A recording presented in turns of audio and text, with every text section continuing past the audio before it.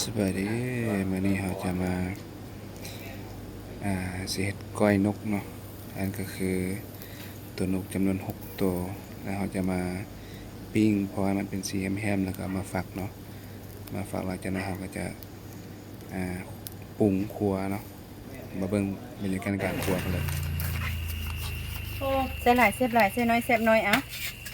อันนี้เป็นเฮ็ดก้อยนกเนาะลาบนกตับนกเอามาแต่หลักสาวเด้อ6ตัวอยู่นี่นะแล้วก็เอามาปีลงมานี่นะโอ้หาเนื้อเจ็บเลยโอ้ไม่เห็นข้างหลังหนังมุนมาคุยเหรอยังตามน้ำตองนี่เอามาปีลงแล้วก็โคน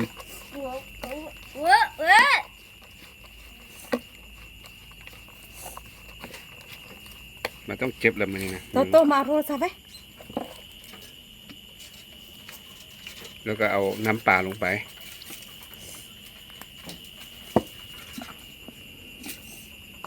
แล้วก็ข้าวคั่วลงไปเนาะ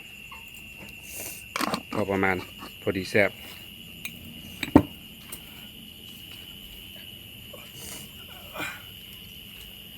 แล้วก็เอามังนาวบีบใส่หน่อยนึง เดี๋ยวโทรสร้างข้าวผัดไหม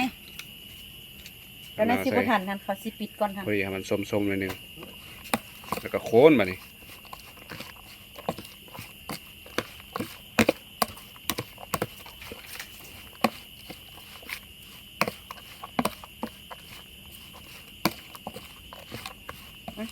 ซิมแล้วยังใส่หอมแล้วหลัง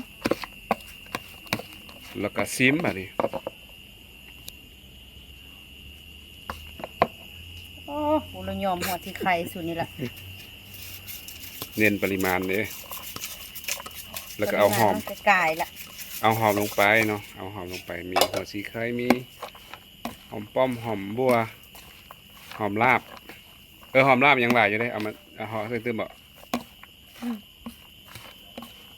โคลงไปแล้วก็ขั้นตอนต่อไปก็ชิม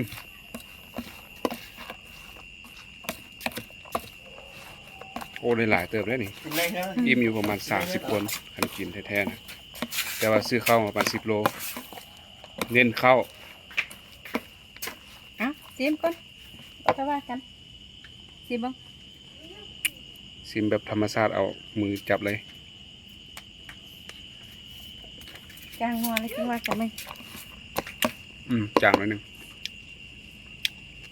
ก็เกือบเอาได้ละ ถึงมาเลย อันนี้คือผู้ครัวนี่สาวลีคนงามผู้ปรุงโอ้แซ่บหลายหอมมันโอเคฮัลโหลขอบคุณแน่ เอาฟังกันไหมได้แล้วไหมเดี๋ยวสิปรุงอีกเป็น ต่อเนาะอันนี้แม่นอัน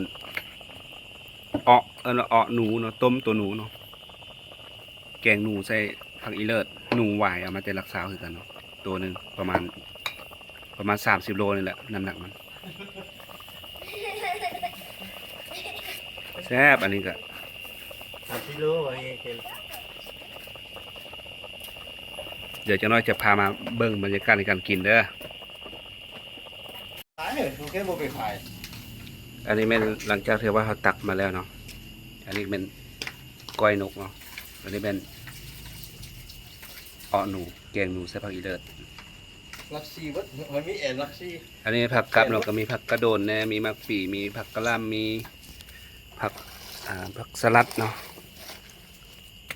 ผักสลัดแล้วก็มี พอเขารวมกัน มีผักขาว 475,000 ข้าวท้องเนาะเด็ นี่เก่านี่ไม่105,000ก็บรรยากาศต่อไปก็มีแต่กินอย่างเดียว ซื้อนกอย่างนกแอร์ฟอร์ส อันนี้คือบรรดาท่านผู้ชมท่านผู้กินเดี๋ยวอันนี้คือมิสเตอร์บอยอันนั้นเจลี เราดิสิอะไร นี่ กัน ค่ะเรามิสเตอร์งับ